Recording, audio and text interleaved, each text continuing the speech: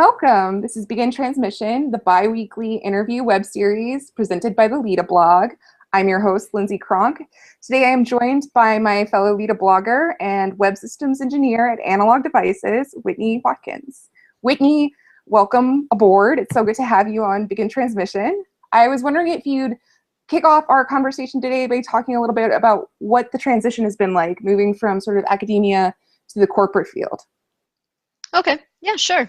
So basically my entire library career has been in academia up until about 4 months ago, where I was a systems librarian in academia, and then was offered an opportunity to move to Boston and work for a corporate library, basically doing the same thing.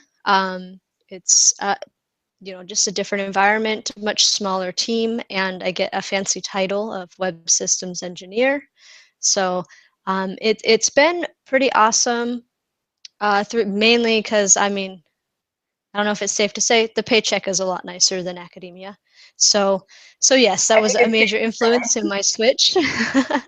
But I think that the biggest thing is because my team is so much smaller, and now being in corporate and for-profit, we want to share information, but only within our company. And so that's something that I really have to think about in how we collect information and the data that we do collect, and working with other vendors, like say, well, I'm not going to say anybody, but just say working with other vendors that you might work with in libraries, and making sure that the data that they capture is not going to more or less share the family jewels with anybody. And so that's something that has, we're always concerned about privacy and security in libraries, at least, especially in the technology side, and how that stuff is how that information is being used. But now there's a much higher stake. Not that people's personal information is at stake, but or it's not as important. But I feel like it's a much greater concern in my job to make sure that that information does not leave the threshold of, and I have been going through lots of training to make sure that I am aware of what is okay and what is not okay. So yeah, so that's probably been the biggest part of the transition, is just focusing on that. And I'm no longer in a physical library, so we're 100% virtual. Wow. And the company is all over the world. Philippines, Australia, UK, it's everywhere. And so not only is it virtual, but it's multiple time zones. And all the support I provide is via, say, any sort of web tool like link or email or screen shares, etc. So that's also been a transition as well. But I did do my library degree with San Jose State, and that's a fully online program, which I was also their LMS assistant as a student. So I kind of got used to supporting virtually. But yeah, so those probably have been the biggest transitions. I'm no longer surrounded by books. So interesting. Yeah. Now, I just feel like you hear about this trajectory sometimes. Did the lights just go out? Yes. Can we pause? So we're back again. We hit some interesting technical territory sometimes.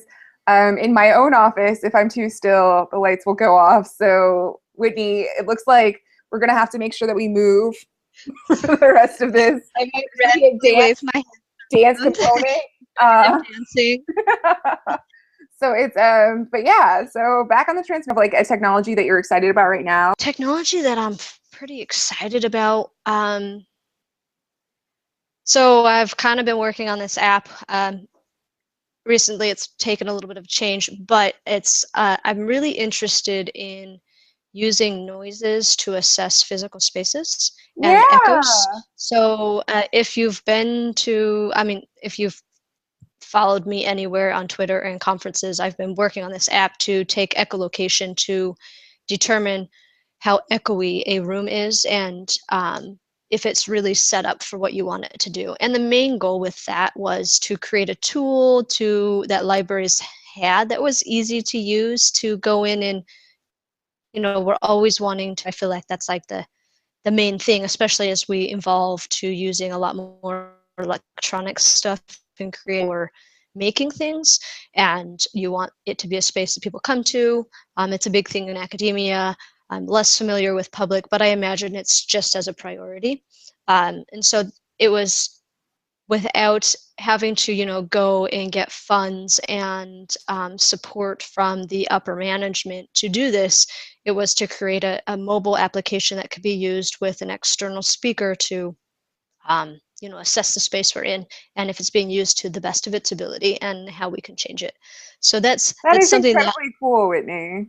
Yeah, it's pretty exciting, as long as we can get it going. So I feel like there's been a lot of interest, but there's been no funds, and so it's been like, hey, can we get a student to help us with this? Oh, let's go collect data on our own. So it's been great, but we're at that point where, like, well, if we want to keep going, we need to start really looking into grants and that's a whole different world on its own. Did you I know that isn't the Night News Challenge open again? Have you considered? It is. It closes in 3 days, and I have a team that has a little bit of some extra things to work out. Working with engineers is a whole different ballpark as well, because scientists don't really like to share things to the open world, and one of the things with whatever thing you build or do has to be open source, and so it's trying to figure out how we can do that and if the organizations that are behind us will be okay with it. So I don't know if we're going to be able to cut that deadline. Unfortunately, I was super excited because I thought we were going to, but some stuff has arose that we may not. I don't know, but we'll keep our eyes out. Something's always arising. It's not just your project. It's just I don't know what the deal is, but it's back in the dark. Oh my goodness. So yeah, there we go. Back on. Sorry. No, I apologize. So you said that people could learn more about that on Twitter. Are there like any other public channels you'd like to direct us to in terms of places we can see this work, other work, things you're proud of? Yes, you can go, well, I'm in the process of migrating my website, but you can go to my website. It's Whitni, just my first name, .xyz or .us, whichever you want to use. I do have a link to the application if you're interested in hearing more about it, but I don't know it off the top of my head at this exact moment. Shoot it to me and we'll make it magically appear on this video. Okay. So I know, with the magic of video editing. So Whitni, can I ask, we talked a little bit before about, you know, like your trajectory and like the fact that there are a lot of, what I love about librarianship, right, is like nobody's story about how they wind up in the field is exactly the same. Is there a skill that you think in general, we talked a little bit at LITA Forum about this, about, you know, how we think LAS programs serve or underserve students. Is there a skill that you think ought to be taught that isn't, or something that people should work on independently outside of their programs that might help them be better prepared for, you know, making it an entry? Yes. Documentation. As cliche as that sounds, no matter what you do in libraries, being able to document what you do well is a constant battle.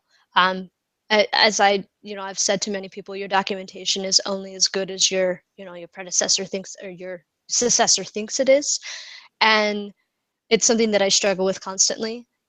I love the group Write the Docs because they have so many fantastic insight and different things that they do to do better documentation and things to keep in mind. So whether you're coding or you're working in reference services or you're doing something completely different in technical services, whatever it is, documentation is incredibly important. And I feel like no matter what schooling you do, except maybe I don't know. No one actually teaches you how to take good documentation. They tell you to take notes, but they don't tell you ways to do that. And yeah, because coming back to notes that you maybe took 4 months ago on a project, if you don't take good ones, like you might spend a lot more time than you want to trying to figure out what you name them something that you can recognize too and like pull out. Like I've been thinking about like naming conventions a lot recently because I've been digging into my predecessor's notes. And she took wonderful notes, but none of them are labeled consistently. And like, figuring out, Yes. even if I sort by like last modified date, like it's like a little bit terrible. So I agree with you. Yeah. Documentation is so crucial. It really is. I was like, and I think that's a skill that anybody, no matter what you're doing, would benefit from having, and so I would full-heartedly be behind that one. So Whitney, last question, and it's just to circle back around to that technology tool question that you asked me to sort of give you some time. Have you had a chance to marinate? Anything you want to toss out? So one that I tend to keep going back to because I think it's a really cool tool. Well, I taught some coding workshops and I use this as a basis to intro people into programming. But the if this then that tool, it's an application as well. It's desktop or mobile. And it's fantastic. Being able to automate things and it's such an easy interface to use that I forget that I use it because I have recipes set up. That's what they call the channels and whatnot within if this and that recipes set up that just go and they just do their thing. So I don't go into it that often, but it's definitely a great app to have and tool to use. So yeah, I really like that one. Sounds like a I'll think. goodie. I'm glad you had the chance to think about it a little. That really brings us to the end of the interview. Whitney, thank you so much for your time and for sharing a little Thank bit of you. your experience with us. Yeah, Uh, definitely. LITA viewers, LITA enthusiasts, I'll see you on the next transmission. Until then.